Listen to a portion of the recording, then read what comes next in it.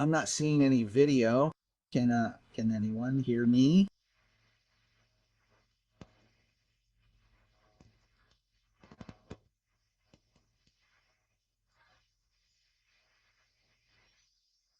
For some reason the video is not connecting.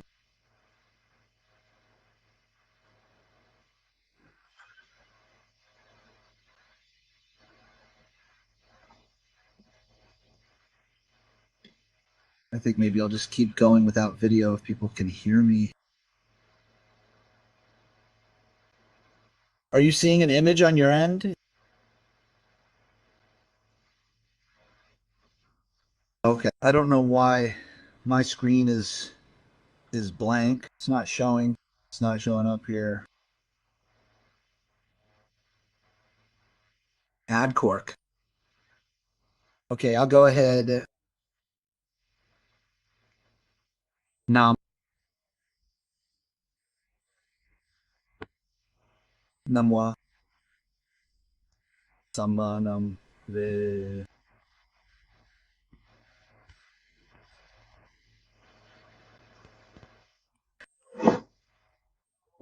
AU. Last week, we are going to start this week going through the 10 perceptions that the Buddha gave in.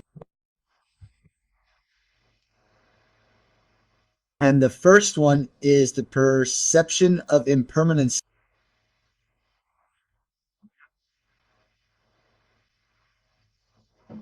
This is, of course, one of the three characteristic and primary teaching of the Buddha, that all things are impermanent.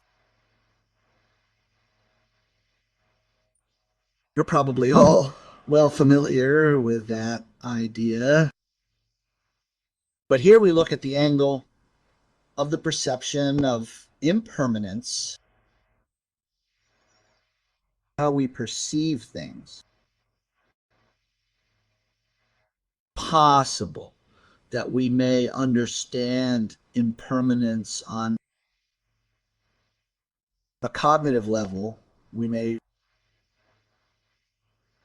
understand the doctrine and hold it to be true, but we still have a perception of things being stable and permanent. So we have really penetrated the characteristic.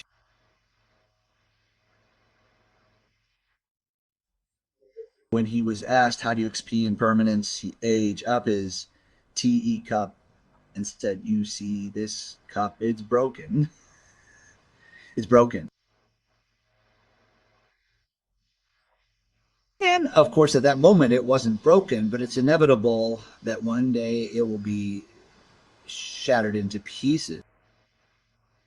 Everything that we see around us, if you look around the room, sitting in, every object, some of them may be precious to you, but if you perceive them as impermanent, they're just passing phenomena. Everything will end up being broken and dissolved. It's only a matter of time. And this begins with our own body. It's the aspect of impermanence applied to the body. This body of ours that we take care of, that we take for granted, will one day either be reduced to ash or be in the ground and turn into worm food, and there's no escaping. That the body breaks up and dissolves every agya and agya that we can see and willing.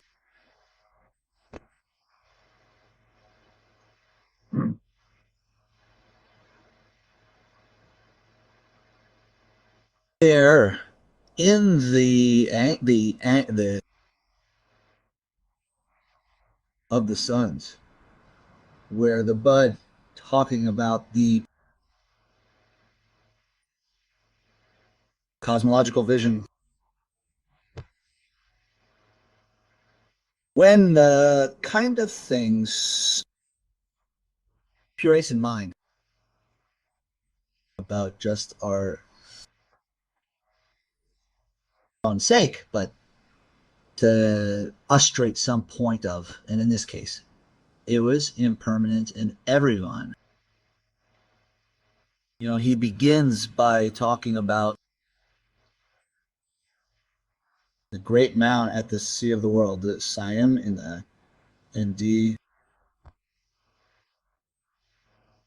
to the ancient Indian mind was a kind of symbol of stability and permanence. Be common phrases like as stable as long lasting as. It's sort of like we have in English the phrase like the rock of solid, like the rock of the Wadia. This is the most permanent, stable thing that the Indian mind could conceive of. And the Bud Mount Sinaru as this a massive rock point of great stability. Even this will one day be reduced to dust. And he laid out the scenario of how the world is going to end, and the millions, the ocean boiled and dried up, and sea burned up and reduced to ash.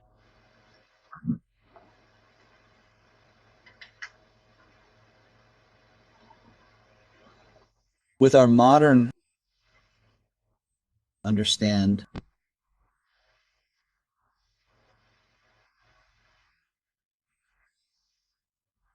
moving a few inches every year, and then in the Atlantic is getting is getting smaller by a few inches every year as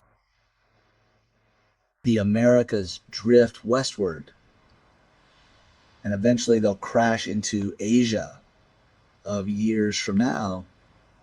And mountains are either rising by geological forces, young mountains or older mountains are washing down by erosion.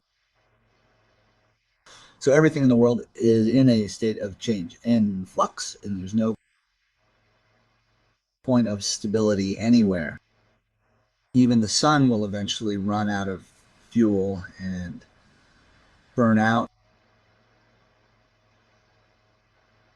The whole galaxy is actually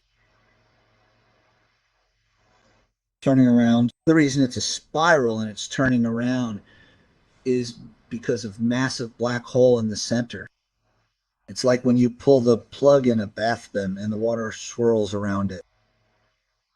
It's being sucked down into the black hole. So the whole galaxy is going down the drain. This is an inevitable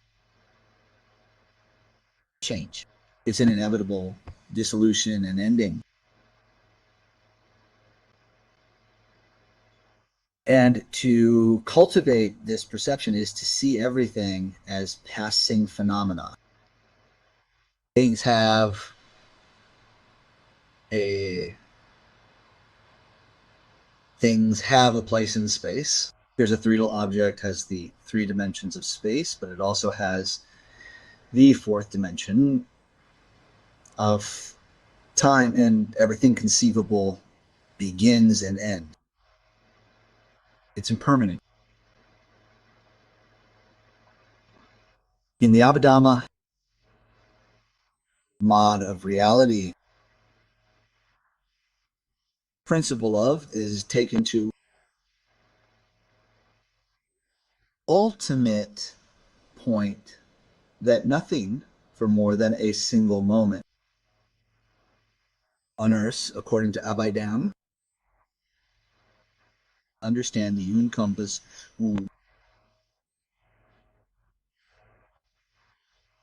points of reality that only X for a being. They arise and they so constantly flickering in and out of existence. And what we perceive as stable objects are actually a constant flux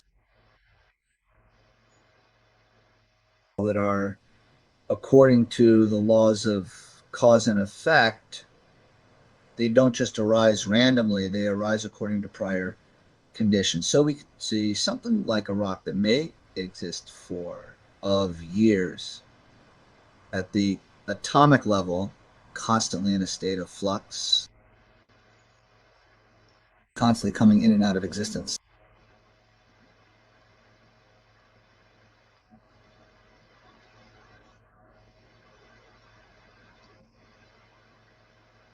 If we don't perceive impermanence, then we set ourselves up for suffering because the inevitable loss of beings that we know or cherish and objects that we rely on, when if we have an implicit perception of them as being permanent and always a part of our life, then we will be suffering pain and grief when they dissolve, when they are gone. If you see things as impermanent from the start, and it doesn't come as a surprise or shock, easier to deal with when the inevitable happens. So the perception of impermanence is to walk in the world with that implicit knowledge that everything I see, everything I touch, is only here temporarily. It's not a solid, continuous, existent substance. Transient flux in the dimension of time comes into being persisted in a continuity at the atomic level. It doesn't even for a moment. But the structures and forms that we see that persist longer, they dissolving, and in the end they'll be gone. Perceiving this impermanence is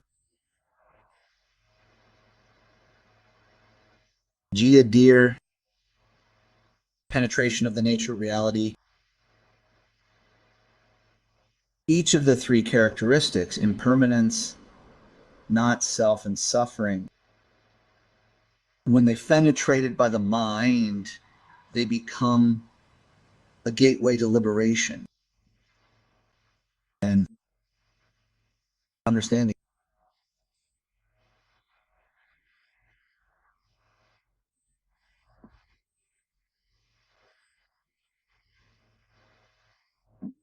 Liberation is a created object and used in descriptions of meditation in technical way, being created by the mind can focus on in order to deepen and enter. So there's a kind of stability and duration in thought. With the perception of impermanence, there is no sign, there is, can be, because everything is seen as in flux and impermanent and falling away.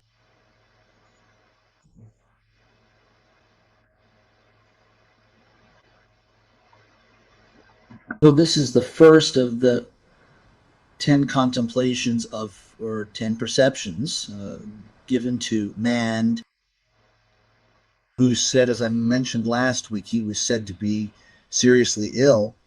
And by developing these 10 perceptions, he cured his illness.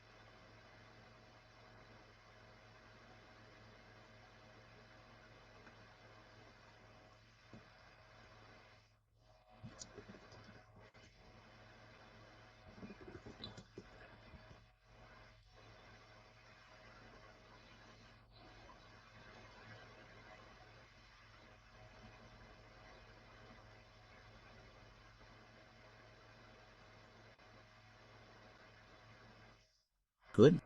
You can still see and hear me.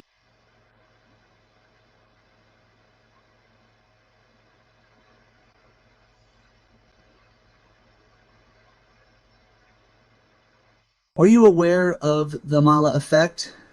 Yeah, I've heard of it. I know what it is. I'm not sure that I actually buy it. Um, it seems more likely to me that it's just a case of a mistaken memory. Memory is a tricky thing. It's not always accurate. And if something becomes kind of misremembered and gets into the culture, other people pick it up, then it becomes more likely to be seen as something else.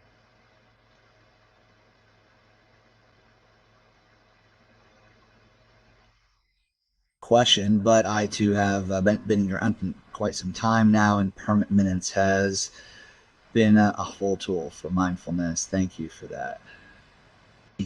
Knowing, man, is it okay to let go of bad responses from family members? Yes.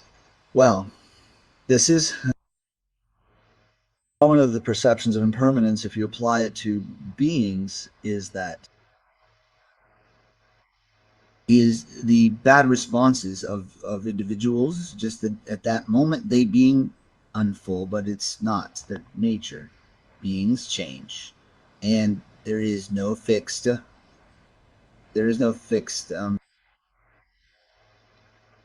uh, personality not subject to change. To try and to hold, it's one of the really unclerical things to do, is to hold grudges for old grudges, for old disputes. If time is arbitrary, how do we situate ourselves within it?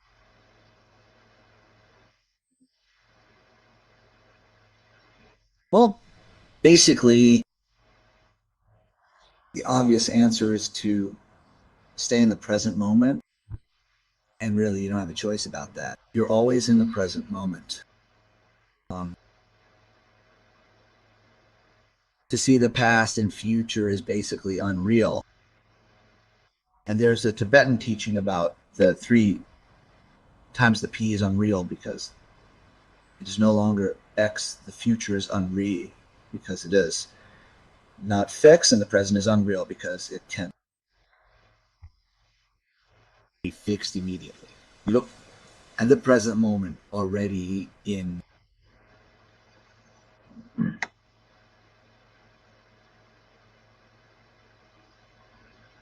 I still can't wrap my hand around impermanence. Even with people dying around me, it feels like I can't possibly die.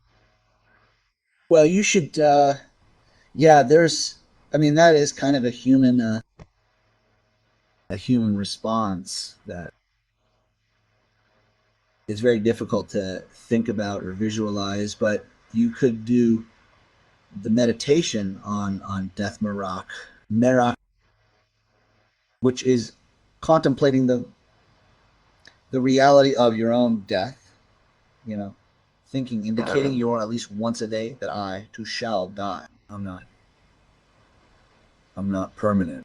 I don't know when I'm going to die or how I'm going to die or where I'm going to die, but I just know for sure I'm going to die. It's really a common human feeling that death comes as a surprise. It's not, but it shouldn't. I remember one time I was teaching with someplace with Ed of us, and Ed gave a talk on death and dying, and afterwards there was a woman. Um, she was in came up after and said that was a powerful talk. Me think one day I might die.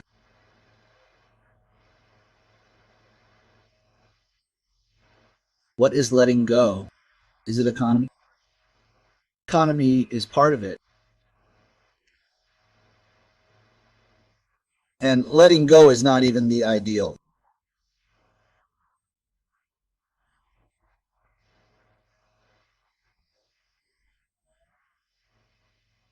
It implies that you have it, you've taken some owners of it.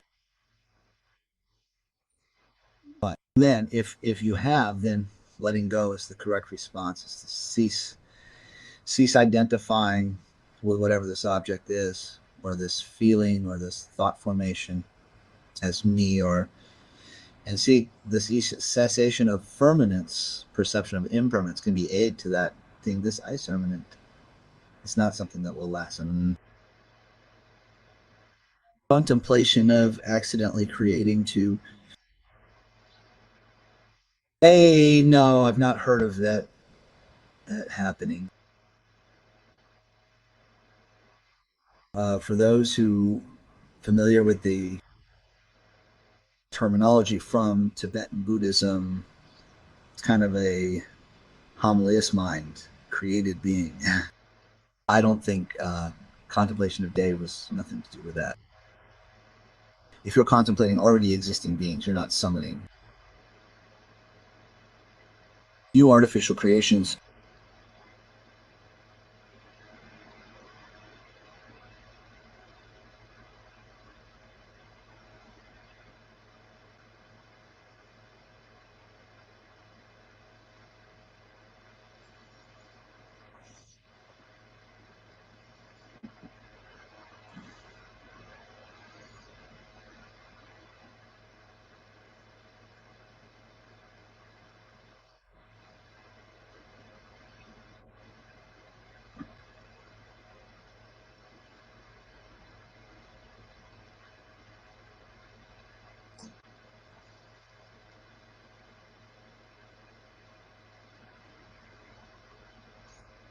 I was wondering about alternate, more nuanced translations of some terms, especially meta. I've I often in my teachings I try and unpack some of these terms because the English translations are often, if not some cases, outright misleading. In other cases, they're imperfect. They have some evil connotations, don't apply. And I think meta trans kindness, it's not really bad in terms of meaning, but I don't like that that phrasing because I think the problem with it is that it sounds a bit too kind of soft for some people. You know, it turns people off. It sounds sort of sentimental, and it shouldn't be. That goal is really more like benevolence. Might be a somewhat better term. There's a lot of the common English translations shouldn't be relied on. Should try and get behind them and see what the actual original Pali is, because they don't often convey exactly the right meaning, and it's not really a fault of anybody of the translators. It's inherent in human language that no two languages are 100% isomorphic to each other. There is no single English word that fully conveys the meaning of meta, for example. So we do the best we can. How can I, as a lay follower, help people understand permanence? I have friends who have no idea about Buddhism, but it's helpful to develop conscious awareness. Um,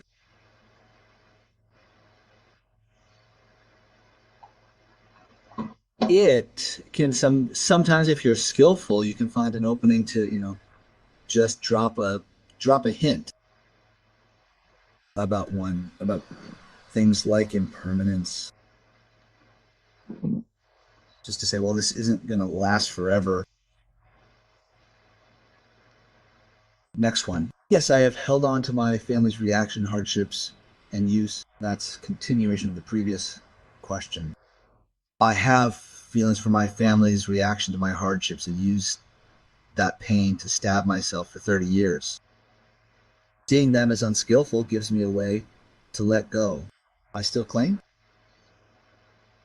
Yeah, if it's mental formations that you're holding on to, they're not helping you. You're not, it's just causing you suffering.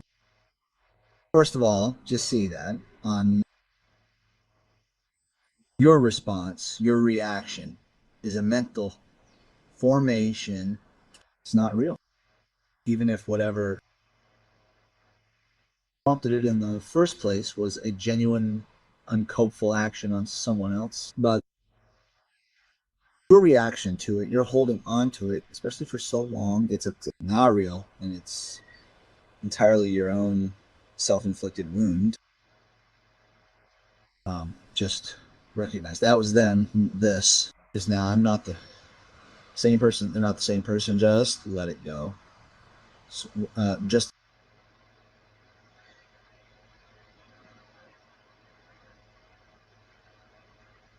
okay. Someone commenting about the Mandala effect from the Bible. Before it was when two or more gather, is when two or three gather. My memory is good, and you misleading people effect. Well, that's a bad example, Buse. That could be just two different translations.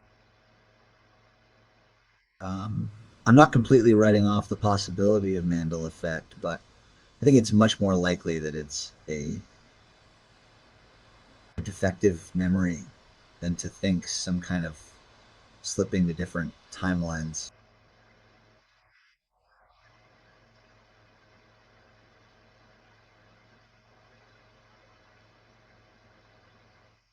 I think it has to do, the English language has changed as well. A translation from 19th century may have a different understanding of a word. Yeah, that's quite true. Is Pali what the Buddha spoke? No, actually not. That's an interesting question. Um, it's a little complicated, but it's pretty close to what the Buddha spoke. Is Al language, basically a kind of an on this kind of standard compromise between all the different dialects in northern India as the spread and agreed upon omes the language budge now either um, but that's also a modern name for a kind of presumption of the dialect the Buddha likely spoke. But all those languages uh, derived from Sanskrit. They were all derivative of Sanskrit, had variation. Consciousness, per no conscious, momentary, aware. No.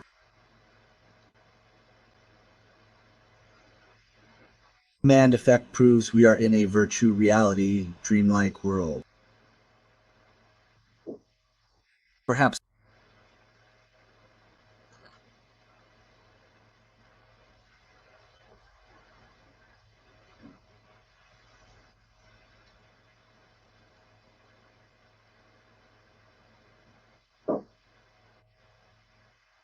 So I think we call it for this evening. Try and figure out why I've got no video feedback here. It's really weird. It's not happening before. Okay, we see you next week.